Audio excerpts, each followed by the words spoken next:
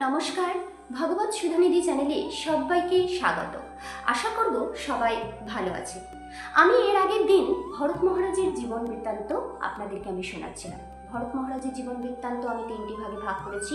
প্রথম ভাগটি আপনাদের আগের ভিডিওতে আমি শুনিয়েছি।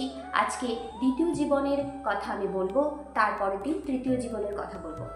আচ্ছা, আমি এই দ্বিতীয় জীবন বলার আগে প্রথম জীবনের একটু কথা স্মরণ করিয়ে দিই। প্রথম জীবনে আমি বলেছিলাম ভরত মহারাজ তিনি সংসার ত্যাগ করেছিলেন, অর্থাৎ সমস্ত মায়া ত্যাগ করে ভগবানের আরাধনা করার জন্য বনে গিয়েছিলেন। বনে গিয়ে হরিণের আসক্তিতে নিজেকে জড়িয়ে ফেলেছিলেন, আর তিনি পরবর্তী জীবনেও সেই হরিণ হয়েই জন্মগ্রহণ করেছিলেন। মৃত্যুশয্যায় হরিণের কথা এতটাই মনে করেছিলেন যে হরিণ হয়েই জন্মগ্রহণ করেছিলেন। তাহলে আজকের প্রসঙ্গ আমার হরিণ হয়ে জন্মে তিনি কি করেছিলেন প্রসঙ্গে আমি চলে যাচ্ছি। ভরত মহারাজ হরিণ হয়ে জন্মগ্রহণ করলেন, কিন্তু তিনি জাতিস্বর রূপে জন্মগ্রহণ করলেন। তার মানে কি, সে আগের সমস্ত স্মৃতি তার মাথায় ছিল। সে রূপে কেবল হরিণ ছিল, কিন্তু তার আগের যে জপ ধ্যান তপস্যা করেছেন। আমরা একটা কথা এখানে বলে রাখি, যে মানুষ কোনো জপ ধ্যান করবে, অর্থাৎ এই কোনো ব্যক্তি যদি জপ ধ্যান করে, তাহলে তার সেই যে পুণ্যটা, সেই অংশটুকু তার কোনোদিনও মুছে যায় না। সে যত কিছু যা কিছু করুক না কেন, তপস্যা বিচ্ছেদ হোক না কেন, ছেদ পড়ে যাক, সেইটুকুনির অংশের ফল ভগবানের খাতায় তোলা থাকে। ভগবান কিন্তু সেটা উপহার রূপে তাকে দিয়েই দেয়। যাই হোক, হরিণীর সব কিছু মনে ছিল, আর তার মনের মধ্যে একটা আক্ষেপ ওঠে যে আমি সমস্ত কিছুই করেছি ভগবানের জন্য, অথচ এক হরিণের মায়ায় আবদ্ধ হয়ে আবার হরিণ রূপে আমি জন্মগ্রহণ করলাম। তখন সে যেখানে জন্মগ্রহণ করেছিলেন, সেই মা হরিণীকে ছেড়ে দিয়ে সে আশ্রমে চলে যায়, যেখানে মুনি ঋষিরা থাকে, তপস্যা করা হয়, ধ্যান করা হয়, সমস্ত পাঠ করা হয়, সে সমস্ত কিছু সে শুনতে থাকে। এইভাবে তার মনের মধ্যে দুঃখ হতে হতে, কষ্ট পেতে পেতে একদিন হরিণের মৃত্যু হয়। অর্থাৎ এই হরিণের মৃত্যু হওয়ার পরও আবার এক বেদজ্ঞ ব্রাহ্মণ পরিবারে সে জন্মগ্রহণ করে। আর বেদজ্ঞ ব্রাহ্মণ পরিবারে জন্মগ্রহণ করার পর দেখা যায় যে তার আগের যে স্মৃতি, অর্থাৎ তখনও সে জাতিস্বরূপে জন্মগ্রহণ করে, আগের সমস্ত স্মৃতি তার মাথায় থাকে। বেদজ্ঞ ব্রাহ্মণের ঘরে সে জন্মগ্রহণ করে ঠিকই, কিন্তু আর যে পুত্ররা, সেই ব্রাহ্মণের দুটো স্ত্রী ছিল। প্রথম স্ত্রীর তার অনেকগুলো 9টি পুত্র ছিল, দ্বিতীয় স্ত্রীর একটা পুত্র একটা কন্যা। সেই পুত্র হলো ভরত মহারাজ। অর্থাৎ প্রথম জীবনে তার ভরত নাম হয়েছিল, আর তৃতীয় জীবনে অর্থাৎ তার নাম হয়েছিল ভরত মহারাজ। ভরতের নাম ছিল তার। আর একটা কথা আমি বলে রাখি, এই ভরতের নাম অনুসারেই কিন্তু ভারতবর্ষের নাম হয়েছিল। ভরত কি করেছিল, এই সময় নিজেকে গুটিয়ে রেখেছিল। কোনো সময় কাউকে জানতে দিত না আমার মধ্যে জ্ঞান আছে। মনের মধ্যে খুব কষ্ট ছিল যে আমি ভগবানকে পাওয়ার আশায় সংসার ত্যাগ করেছিলাম, কিন্তু আমি হরিণের মায়া আবদ্ধ হয়ে গেছিলাম। সেই জন্য আমি কাউরির সঙ্গে কোনো কথা আর বলবো না। তাই ভরত মহারাজ সকলের সঙ্গে খুবই কম কথা বলতেন, কাউকে মনের কথা প্রকাশ করতেন না। একাই নিজের মনের মধ্যে ভগবানের নাম কীর্তন সংকীর্তন ধ্যান চালিয়ে যেতেন, মনে মনে ভগবত ভক্তি চালিয়ে যেতেন। একসময় তার পিতামাতা মারা যায়। ভ্রাতারা তাকে খুব কষ্ট দেয়, তাকে পোকা লাগা ভাত, পোড়া লাগা অন্ন দেয়, কিন্তু সে কোনো কথাই বলে না, নির্বিচারে সব সহ্য করে। সেই ভাত অন্ন খুদ সমস্ত কিছুই সে সহ্য করে নেয়, খেয়ে নেয়, সে কিছুই বলে না। একসময় একদিনকে এক কৃষকের জমিতে সে পাহারা দেয় যাতে হরিণ শুকর সেই জমিতে না এসে ফসল খায়। কিন্তু ধ্যান করতে করতে সে মাঝে মাঝে আওয়াজ দেয়।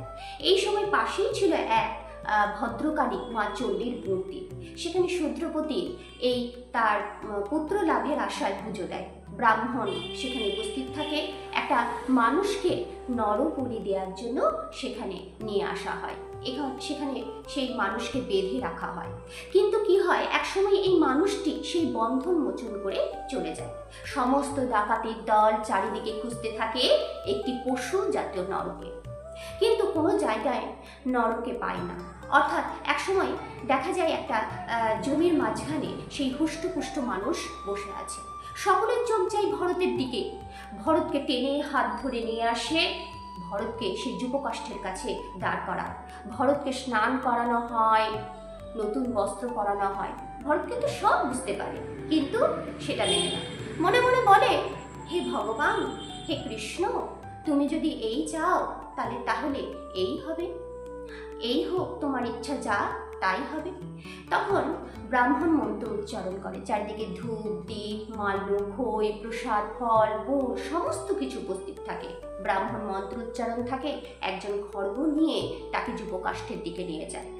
আর মা ভদ্রকালী এতক্ষণ কিন্তু পুজো দেখছিল, কিন্তু এ আর সহ্য হলো না। মনে হলো, এ কি হচ্ছে? একজন ভক্তের বলি, এখানে কি করা হচ্ছে? এই ভক্তকে বলি দেওয়া হচ্ছে। তখন মা ভদ্রকালী চণ্ডী রূপে আবির্ভূত হয় এই বিগ্রহ থেকে। গলায় নরমুণ্ডের মালা, জীব লক লক করছে, যেন মাথায় মুকুট আকাশভেদী। সে কি মায়ের মূর্তি, ভয়ঙ্কর মূর্তি। চারিদিকে পুজো চলছে, মৃদঙ্গ বাজছে, ঢাক বাজছে, কিন্তু কোনো কাউরের উৎসবের যে আনন্দ নেই। চারিদিকে নিস্তব্ধতার পরিবেশ, ঘুটঘুটে অন্ধকার। মা মহাকালী আবির্ভূত হয়েছে। মা মহাকালী খড়গ নিয়ে নিয়েছে তার হাতে, দুলছে মুন্ডমালা, এলোকেশি চুল। মা ভদ্রকালী তার কাছ থেকে খড়গ হাতে নিয়ে একের পর এক সবাইকে বধ করে চলেছে।